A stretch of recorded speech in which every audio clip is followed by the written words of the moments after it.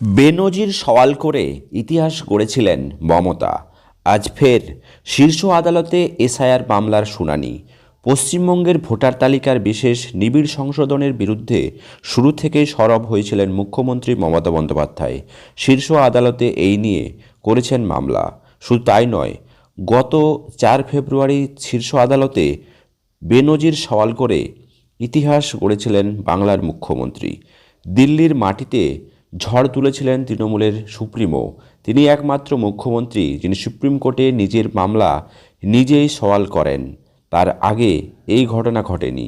সেই মামলায় আজ ফের শুনানি রয়েছে প্রধান বিচারপতি সূর্যকান্তের বেঞ্চে। গোটা দেশ তাকিয়ে রয়েছে আজকের শুনানির দিকে। আজ সোমবার দুপুর 2টো নাগাদ শুনানি রয়েছে।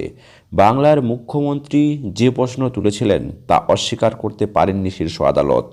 তার তোলা প্রশ্নের নির্বাচন কমিশনের সমালোচনা করেছেন সুপ্রিম কোর্ট। এমনকি নির্বাচন কমিশনকে কাঠগড়ায় দাঁড় করিয়ে জবাব চেয়েছেন সর্বোচ্চ আদালত। নির্বাচন কমিশন এবং পশ্চিমবঙ্গের মুখ্য নির্বাচনী আধিকারিককে তাদের বক্তব্য জানাতে হবে। শোনা যাচ্ছে আজ মুখ্যমন্ত্রী শীর্ষ আদালতে হাজির থাকতে পারেন। তবে সূত্রের খবর, মমতা বন্দ্যোপাধ্যায় আজ দিল্লি যাচ্ছেন না। তার হয়ে সুপ্রিম কোর্টে সওয়াল করবেন শ্যাম দেওয়ান, কল্যাণ বন্দ্যোপাধ্যায়, দেবাঞ্জন মণ্ডলেরা। অন্যদিকে নির্বাচন কমিশন হয়ে থাকবে আইনজীবী রাকেশ ত্রিবেদী, সলিসিটর তুষার মেহতা। বেঞ্চে দেশের প্রধান বিচারপতি সূর্যকান্তের সঙ্গে থাকবেন বিচারপতি জয়মাল্য বাগচি। তবে আজ বিচারপতি বিপুল এম পাঞ্চল্লি থাকছেন না। তার পরিবর্তে বসবেন বিচারপতি এনভি আঞ্জেরিয়া। উল্লেখ্য, মুখ্যমন্ত্রী সুপ্রিম কোর্টে এসআইআর সংক্রান্ত মামলা দায়ের করেছেন। সেই মামলার শুনানি সেদিন সামনের সারিতে থেকে সওয়াল করেন মুখ্যমন্ত্রী। সওয়ালের সুযোগ দেওয়ার বিচারপতিকে ধন্যবাদ জানান মুখ্যমন্ত্রী মমতা বন্দ্যোপাধ্যায়। নির্বাচন কমিশনের বিরুদ্ধে জোরদার সওয়াল করেন তিনি। কোর্টের নির্দেশ মানা হচ্ছে না বলে অভিযোগ তুলেছেন। সুপ্রিম কোর্টে তিনি পৌঁছে তার আইনজীবীদের মাধ্যমে সুপ্রিম কোর্টে একটি অন্তর্বর্তীকালীন আবেদন পেশ করেন এবং ব্যক্তিগতভাবে উপস্থিত হয়ে নিজের যুক্তি উপস্থাপনের অনুমতি চেয়ে সওয়াল করেন। সেখানেই তার সওয়াল শুনে নির্বাচন কমিশনে নির্দেশ দেন বিচারপতি। এমনকি নির্বাচন কমিশনকে নোটিশ জারি করে সুপ্রিম কোর্ট।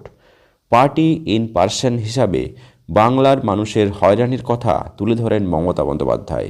সেই মামলার শুনানিতেই নির্বাচন কমিশনকে নোটিশ জারির পাশাপাশি নির্বাচন কমিশনের কর্তাদের সহানুভূতিশীল হতেও নির্দেশ দেয় সুপ্রিম কোর্ট। মমতা বন্দ্যোপাধ্যায় বলেছিলেন, আমরা বিচার পাচ্ছি না, আমি বিচার পাচ্ছি না। আমি 6বার চিঠি লিখেছি জাতীয় নির্বাচন কমিশনে, একবারও চিঠির উত্তর পাইনি। আমি একজন সাধারণ মানুষ, হয়তো কম গুরুত্বপূর্ণ। আপনারা আধার কার্ড নিতে বলেছিলেন, কিন্তু নেওয়া হয়নি। আমি এই রাজ্যের মানুষ, আপনাদের সদয় বলেই আজ এখানে দাঁড়াতে পেরেছি। বেঞ্চের প্রতি আমার শ্রদ্ধা, বিরোধী পক্ষের আইনজীবীদের প্রতিও আমার প্রণাম। মমতা বন্দ্যোপাধ্যায় একজন মহিলা মুখ্যমন্ত্রী হিসাবে যে সাহসটি দেখিয়েছেন ভারতের ইতিহাসে সত্যিই কিন্তু বেনজির ঘটনা। দর্শক, বাংলার মানুষকে সত্যিই কি এই ক্ষেত্রে এসআইআরের নাম দিয়ে বারবার করে হয়রানির শিকার হতে হচ্ছে, যেখানে তাদের সমস্ত রকমের নথি থাকা সত্ত্বেও মানুষকে বারবার ডেকে নেওয়া আনা হচ্ছে। সেক্ষেত্রে বাদ পাচ্ছেন না নেতাজির বংশধরেরাও।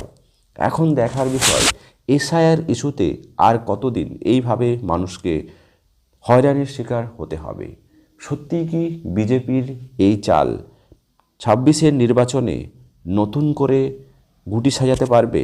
অবশ্যই আপনার মত কমেন্ট বক্সে জানাবেন। চ্যানেলে নতুন হলে সাবস্ক্রাইব করে পাশে থাকবেন।